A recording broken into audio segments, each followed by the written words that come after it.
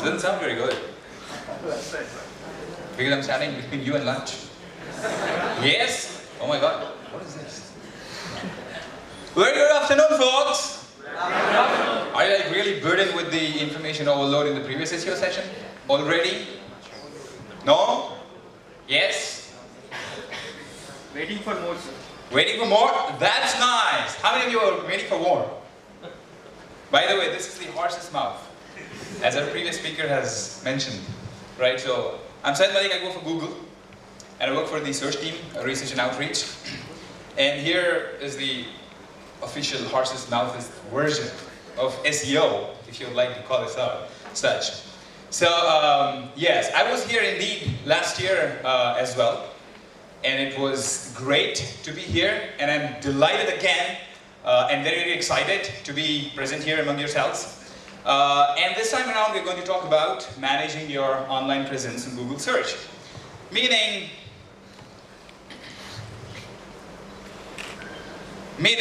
if you are maybe a small business with a small corporate website, or maybe you're a person with an elaborate e-commerce website, or maybe a blogger with like a single website or multiple websites or whatever it is, right? Whoever you are, if you have content online that you want to show up on Google search for the right queries, to the right users, at the right times, then what are some of the important things that you need to keep in mind? Now, of course, 30 minutes is a very less time, to discuss all of this. So in my presentation, I tried to give you some important fundamentals that you can take back with you with a bunch of resources that I have included in the slides, and then learn more, and then implement those things, okay? So, basically, when we talk about Google search, a lot of people complain Google always keeps changing their algorithm, and they do so many updates to their algorithms every year. How do we keep pace with it? How do we know what is coming next? How do we understand all of this? And how do you keep changing our websites and stuff like that? To be fair, yes, of course. This is totally true that we do make many changes to our algorithms every year. Like, for example, in 2017, we did like a couple of lakhs of experiments, and then made like close to 2,500 something changes to our algorithms. Yes, this is practically impossible for anybody to track. Yes or no? Yes? Of course it is. And to be very, very fair, most of these changes that we make to our algorithms has nothing to do for you as a publisher. Okay, there's nothing that you can do from your side.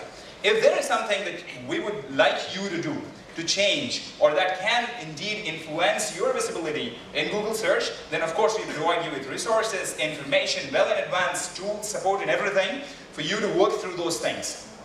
Right? So, now, this was not my intent. So, what we need to understand is instead of trying to chase all of these changes that Google always makes to algorithms, but naturally, what we can focus instead on the guiding underlying principle that drives all of these changes, right? So what is it? What is the primary driver of all these changes in Google search? What is that one principle? And this principle has been around forever, meaning since the beginning of Google days, we formed this principle and we adhere to it in everything that we do, in principle and in action, and this has been around. What is this principle? What is the guiding principle? Can anybody give me that? Sorry? Showing relevant results. Showing relevant results? Well, of course, that's our motive and objective. Does it answer the user's question? Users? Question. Answer the user's question? Yes, of course, that is our objective. But the changes that we make to our search algorithms, what is the underlying principle? Why do we do it? Why? Better experience for who? For the users, absolutely. Right? So this is coming from the users. This is not something we try to put down your throats, but this is something coming from the users. This is users' demand. So our principle has always been to focus on the user. What does the user want? How do they want search results to look like? What exactly they want, what kind of experience they want right? So that has always been our focus. Now when we talk about focus on the user, what does it practically mean for you, right? What does it mean? Meaning, for us it means basically giving users the best possible experience on Google search, right? As much as possible to make the experience great for them. Now that comes from great websites, yes? Because Google doesn't produce its own content, does it? Does it? No, it reflects your content in search results, yes? So now, for us to make the user experience great, we rely on you, on your websites, right? So we would like to present our users with great websites, okay? So for you, how does it translate? What does it translate to? What makes for great websites for users on search? And that is what we're going to discuss in this session. Okay? There are a bunch of things, fundamentals that you can basically, take a shot of this screen and then go and work on these things. So first of all, a great website is the one that provides high quality content. Without content, there is nothing. Okay? Content is the king. We have been telling this all the time, and we will continue to say this, right? And then, a great site is search friendly, it is mobile friendly, it is fast, it is secure, and it is also structured. Now, of course, as I mentioned, 30 minutes is not a big deal of time to get into details of all of these things. So what I'll do is I'll give you a sneak peek into each of these things, and then leave you with a bunch of resources that you can go and explore. So first of all, quality content. Why? Why is this important? Because this is what users are coming to search for.